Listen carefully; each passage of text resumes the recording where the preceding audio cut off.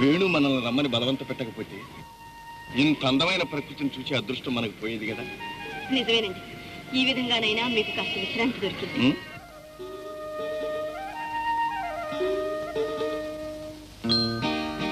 ఈ ప్రయాణం నాకెంతో ఆనందం కలిగించింది. జీవితంలో ఇంత ఆనందమైన రాత్రి నేనెన్నడూ గడపలేదే. అవునండి, ఎలా వీలవుతుంది? ఆవిడ గారు ఒప్పుకోవద్దు. ఆవిడ గారు ఎవరు వారు? అదే మీ పంచాయతీ ఆఫీస్. ఆవిడేగా మీ మొదటి భార్య. ఇవాళ నువ్వెంత అందంగా ఉన్నావు. నాకు ఇష్టం అవుతుందేమో.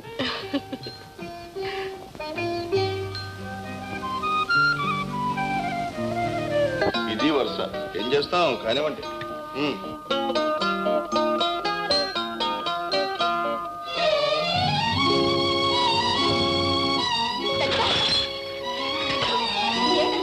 ఏమైందమ్మా లలిత? ఏమిటి లలిత? ఏమైంది లలిత? ఇంకా చూస్తావరా? వెళ్ళి డాక్టర్ తీసుకో.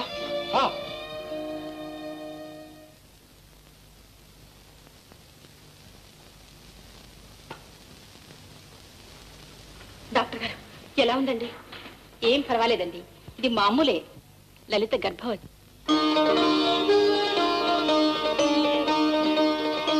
సీత, ఈ ఇంట్లో ఉన్న ఒక్క లోటు ఈనాటితో తీరిపోయింది. నాకెంతో ఆనందంగా ఉంది. రండి డాక్టర్ గారు.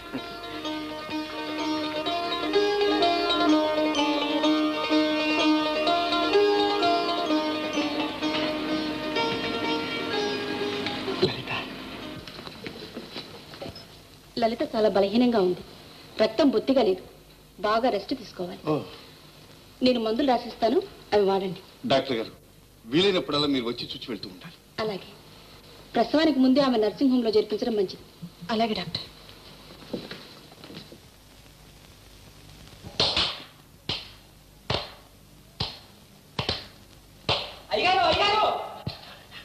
ఏమిట్రా కంగారు? మన లలితమ్మ గారు, లలితమ్మకి ఏమైంది? లలితమ్మ గారు చెప్పరా? లలితమ్మ గారు కడుపుతోటి ఉన్నారండి. ఎవరు? మన లలితే. ఎవరు చెప్పారా? వాళ్ళ లక్ష్యం. ఎంత మంచి వార్త చెప్పేవరా? ఏమిటోననుకుని అడిగిపోయాను. ఏమండి? అమ్మాయి కడుపుతో ఉంది. గ్యారంటీగా మగపిల్లాడు పుడతాడు. 10 ఏళ్లు గడిచేలోగా వాళ్ళ ఆస్తి అంతా గిర్రం తిరిగి మన చేతులు లేకొస్తుంది. ఇది నేను ఎప్పుడో ఊహించా. ఆ గుడ్డుబోతు సీతమ్మ బ్రతికినన్నాళ్ళు మన అమ్మాయికి సేవ చేస్తూ పడి ఉండాల్సింది. చూడు సీత, 22 ఏళ్ల తర్వాత మన కుటుంబంలో ఒక వంశోద్ధారకుడు పుట్టబోతున్నాడు. ఇదే సామాన్యమైన విషయమా? సాధ్యమైనంత వరకు లలిత ఏ పనులు చేయకుండా చూసే బాధ్యత నీది. సీత, సీత, ఏమిటి సీత? ఏమైంది? అబ్బే ఏం లేదు, కాఫీ సైన్స్ లేదు. ఏమైంది? ఏం లేదు లలిత, నారింజ పండు తిని వెంటనే కాఫీ తాగాను అంతే. అవునవును, ఆ పైన ఒక గ్లాస్ నిమ్మరసం కూడా తాగితే సరి. పద లోపలికి వెళ్దాం. అయ్యో డాక్టర్ గారు, మళ్ళీ మిమ్మల్ని శ్రమ పెట్టారా? అసలు ఏమీ లేదండి. సీత ఇంత నారింజకాయ రసం తాగింది, దాని మీద కాఫీ కూడా తాగింది, మొత్తం అంతా కక్కింది. అసలు ఇదండి ఈ ఆడవాళ్ళ గొడవతో చస్తున్నాం. తీసుకోరా బింది, నూతిగా నీళ్ళు తీసుకురా. అమ్మా, నువ్వు ఇలాంటి పనులు చేయకూడదు. ఏం పర్వాలేదు బావగారు. పర్వాలేదు, భలేదానివే. నీకేం తెలుసమ్మా? ఇన్నాళ్లకు మా ఇంట్లో ఒక వంశోద్ధారకుడు పుట్టబోతున్నాడు. ఇదేం సామాన్యమైన విషయమా? రే, చేతులు నలుపుకుంటూ చూస్తారా? మా వదినకి ఎలా ఉంది డాక్టర్ గారు? ఏమీ లేదు, ఈ ఇంట్లో ఇదేదో అంటువ్యాధి అనుకుంటాను. అంటువ్యాధ? ఏమిటండి అది? అసలు సుస్థి ఏమిటండి? మీ ఆవిడకి వచ్చిన సుస్థియే. సీత కూడా గర్భవతి. Congratulation sir. మళ్ళా వచ్చి తీసుకుంటా, తప్పండి. ఇన్నాళ్లకి భగవంతుడు మనల్ని కరుణించాడు. నా జీవితం నిజంగా సార్థకమైంది.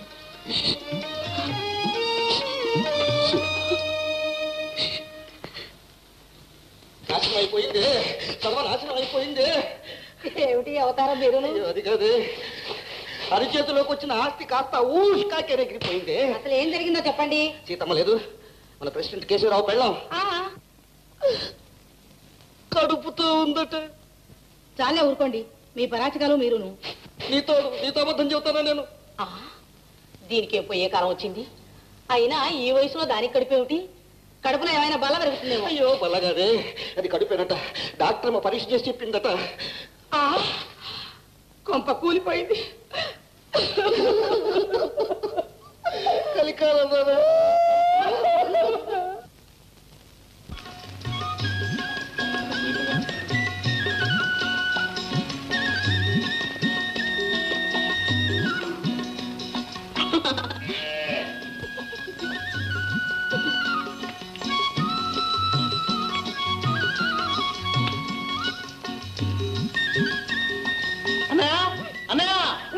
ఏమిటి ఏమిటి ఏమిటి ఏమిటి ఏం జరిగింది?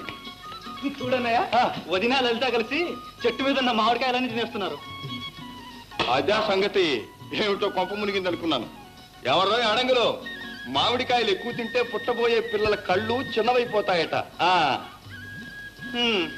ఇంక ఈ సంవత్సరం మాకు మామిడికాయలు కరువైనట్టే. అరే తమ్ముడు, బాధపడకరా. కాయల కరువు అయితే పళ్ళ లాంటి పిల్లలు పుడతారా. మామగారు రండి, దయచేయండి. కూర్చోడానికి నిల్చోడానికి మాకు టైం లేదు. అమ్మాయిని పురిటికి తీసుకెళ్ళటానికి వచ్చాం. దయచేసి ఆ మాట మాత్రం అడగదు. లలిత మా ఇంటికి వచ్చిన మహాలక్ష్మి, ఇక్కడే ఉంటుంది. ఇప్పటికైనా ఆ మాత్రం తెలిసి వచ్చింది, సంతోషం. తెలిసో తెలియకో ఏమన్నా తప్పులు చేసి ఉంటే క్షమించండి మామగారు. లలిత మాత్రం ఇక్కడే పురుడు పోసుకుంటుంది. మొదటి కానుపు పుట్టింట్లో పోసుకోవడం అందరికీ ఆచారం గనుక అమ్మాయిని తప్పకుండా తీసుకువెళ్ళాలి. ఆచారం సరే అత్తగారు. సీత లలిత హాస్పిటల్లో పురుడు పోసుకోవాలని తమ్ముడు నేను నిశ్చయించాం. బాగానే ఉంది వరుస. కావాలంటే మీ ఆవిడని చేర్పించండి హాస్పిటల్లో. వయసు ముదిరిన తర్వాత వచ్చిన కానుపు కాదు, ఏం జరిగినా వాళ్లే ఆదుకుంటారు. వాళ్ళతో మనకేమిటి? పనండి.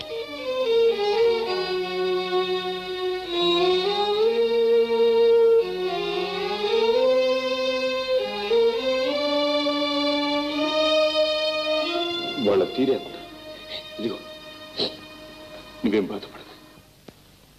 అది కాదండి, లలితను పంపించడానికి మా అన్న ఇష్టపడ్డు. బాగానే ఉంది. ఇక అయితే అంతా మీ అన్న ఇష్టం, మీ వదిలిష్టమేనన్నమాట. అవునమ్మా, అన్ని విధాలా వాళ్లేగా మా శ్రేయస్ కోరే పెద్దలు. వాళ్ళ ఇష్టమే మా ఇష్టం. సరే భద్రం, ఇక ఆ సంగతి వదిలేసాయి. అంతేలేండి, అనుభవించిన తర్వాత గానీ తెలియదు. మామగారు ఏమి నిర్ణయించారు? కూర్చోబోయా. అమ్మాయి దగ్గర నుంచి అందరూ మీ పక్షానే చేరిపోతే ఇక నేను నిర్ణయించేది ఏమిటి? నా మోహం. కానీ అమ్మాయికి వైద్య సౌకర్యాలు అవి కాస్త జాగ్రత్తగా చేయించండి, మంచి టానిక్లు ఇప్పించండి. ఆ విషయం మాకు వేరే చెప్పాలా? లలిత అంటే మా అందరికీ ప్రాణమే. చూస్తావరా, మామగారి కాఫీ తీసుకోండి. అత్తగారు. ఓ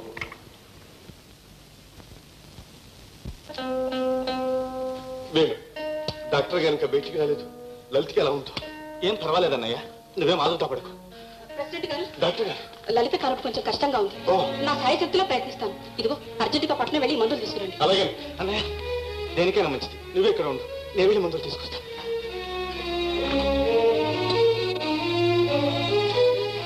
ప్రెసిడెంట్ గారు, సీతమ్మ గారు ప్రశ్నించారు. మగపిల్లవాడు. సీత,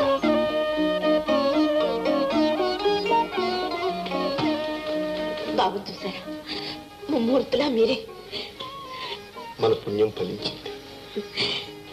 లలితకి ఎలా ఉందండి? కష్టపడుతుందని డాక్టర్ గారు చెప్పారు. లలితమ్మ గారు ప్రశ్నించారండి, డాక్టర్ గారు పిలుస్తున్నారు. లలిత ప్రశ్నించిందంట. ఇప్పుడే వస్తాను. పుట్టిన బిడ్డ చనిపోయాడు, కానీ ఎంత ప్రయత్నం చేసినా లలితకి ఇంకా స్పృహ రాలేదు.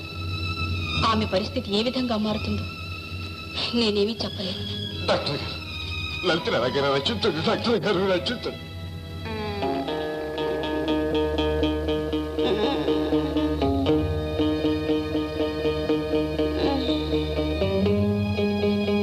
డాక్టర్,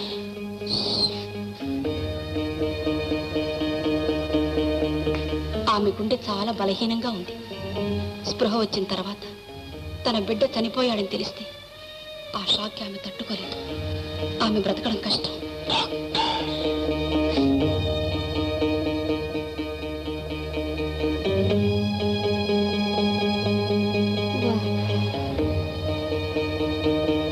బాబా ఆమె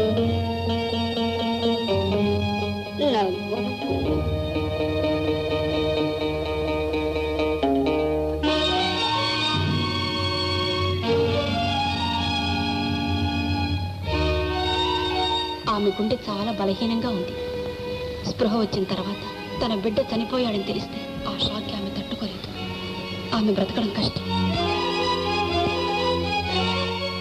లలిత మరణించడానికి వీల్లేదు.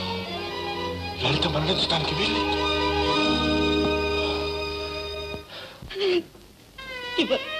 నేనిప్పుడు ఈ బిడ్డ కోసం నేనెంత పరితపించిపోయానో మీకు తెలియదు. అమ్మా అని పిలిపించుకోవాలని ఇన్నేళ్ళు ఆ భగవంతుని పూజించి సంపాదించుకున్నవారు నా సర్వస్వం అండి వీడు. సీత, నేను చెప్పేది కాస్త విను. వద్దు, మీరింక నాకేమీ చెప్పొద్దు. ప్రపంచంలో ఏ తల్లి చెయ్యలేని త్యాగాన్ని నన్ను చేయమంటారు. నా వల్ల కాదు. నాకున్న ఈ ఒక్క ఆనందాన్ని నేను వదులుకోలేను. నన్ను బలవంతం చేయకండి.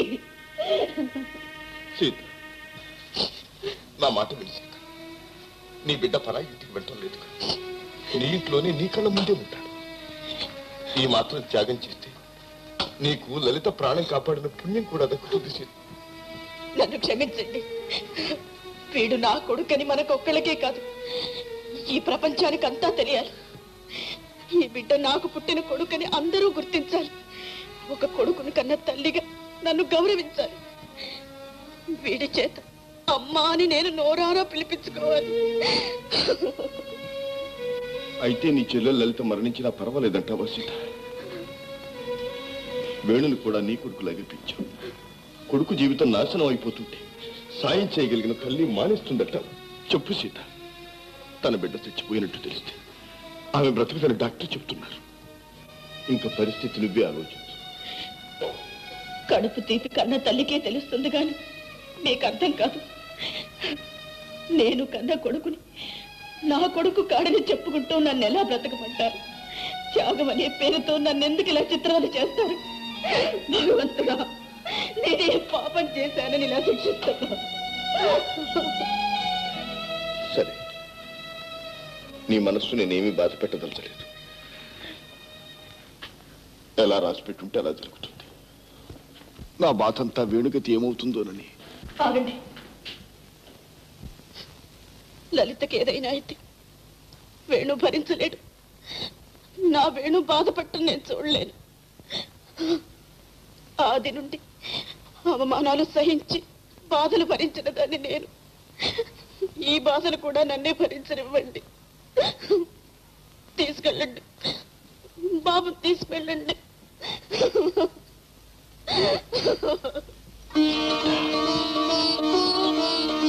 సీత,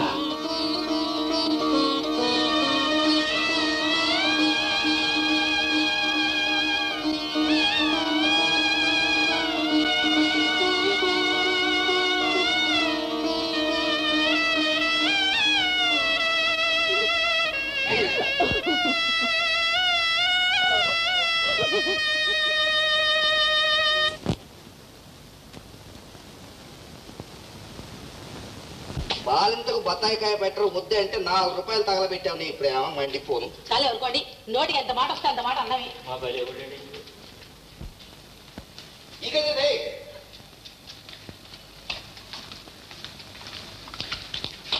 ఏమ్మా ఎంగిలి పడ్డావా? అమ్మమ్మ లేవద్దు. కూర్చో కూర్చో. ఓరి ఓరి ఓరి బుద్ధి, నేనురా మీ అమ్మమ్మను. చూసారా, అమ్మమ్మ పేరు వినగానే కళ్ళు ఇంతంత చేసి చూస్తున్నాడు. బుజ్జిబాబు గారు అచ్చం తాతయ్య గారి పోలిక ఏంటండి? మరి ఏమిటనుకున్నావురా? అలాంటి బంగారం లాంటి బిడ్డను కనడానికి ఎంతో పెట్టి పుట్టాలరా.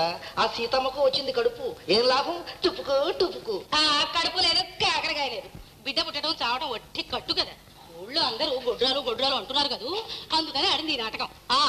అమ్మా, ఆవిడకు వచ్చిన కష్టానికి జాలి పడక ఎందుకు ఆవిడ ఇంకా ఆడిపోసుకుంటావు? అయ్యో, నేనేం ఆడిపోసుకున్నానే? నువ్వు నేను బాధపడితే మాత్రం పోయిన బిడ్డ తిరిగి వస్తుందా?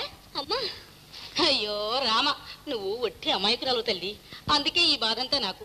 చూడమ్మా, ఆ సీతమ్మ వచ్చి అడిగినా సరే అర్థించినా సరే పిల్లవాడిని మాత్రం దాని చేతిలో పెట్టదు. దానివి వట్టి దిష్టి కళ్ళు, దిష్టి తగ్గుతుంది. సరే సరే, నీకు ఇంట్లో ఏమైనా పనులు ఉంటాయి, త్వరగా వెళ్ళకూడదు? ఆ మాత్రం నాకు తెలియదంటే.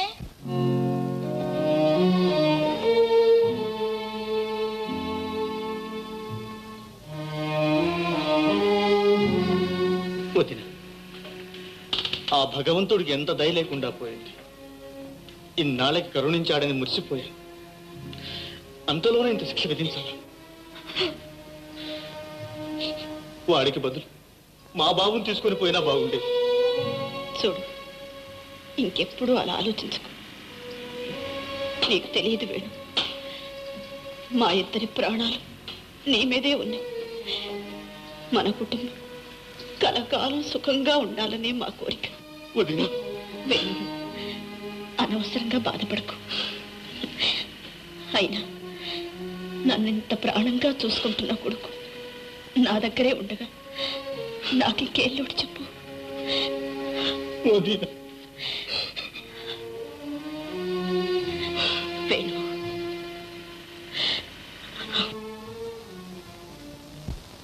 కేశవరావు గారు, నా జీవితంలో నేను ఎప్పుడూ ఇంతటి త్యాగాన్ని చూడలేదు. నిజంగా మీ దంపతులు ఇద్దరు దైవ స్వరూపులే. డాక్టర్ గారు, ఇందులో నా త్యాగం ఏమీ లేదు. నిమిత్త మాత్రం నన్ను నా మాటను గౌరవించింది నా భార్య సీత. ఏ తల్లి చేయలేని మహాత్యాగాన్ని చేసిందామె. అటువంటి ఉత్తమురాలు మీకు భార్య కావడం మీ అదృష్టం. డాక్టర్ గారు, ఒక్క మాట. ఏమిటండి? ఈ బిడ్డ రహస్యం మీకు, నాకు, నా భార్యకు తక్క మరెవ్వరికీ తెలియకూడదు. అలాగే. చాలా సంతోషం. రేపు వెళ్ళి ఇంటికి తీసుకెళ్ళొచ్చా?